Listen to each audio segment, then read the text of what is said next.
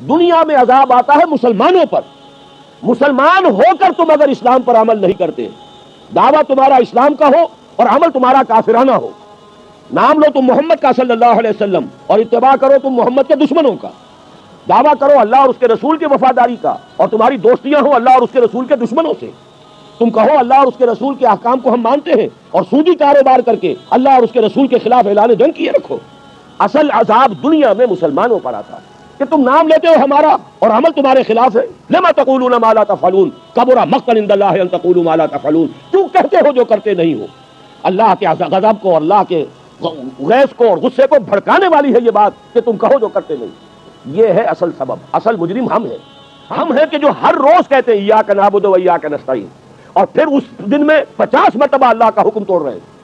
پوری زندگی ہماری گزر رہی ہے. 5 وقتہ نمازی زیادہ بڑا مجرم ہے اس وقت، اس لیے کہ وہ 23-24 مرتبہ 25 مرتبہ 27 مرتبہ دہراتا ہے ایاک نعبد و ایاک نستعین اور پھر باہر نکل کر جو کام کرتا ہے وہ اس کے خلاف.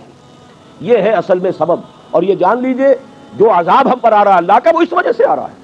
ہمارا کام تو یہ تھا کہ ہم دین کے علمبردار ہیں، دین کا ایک نظام دنیا کے سامنے پیش کریں. جب تک وہ ماڈل مسلمان قائم نہیں کریں گے یہی عذاب کے کوڑے برستے رہیں گے. سخت سے سخت تر عذاب آئے گا.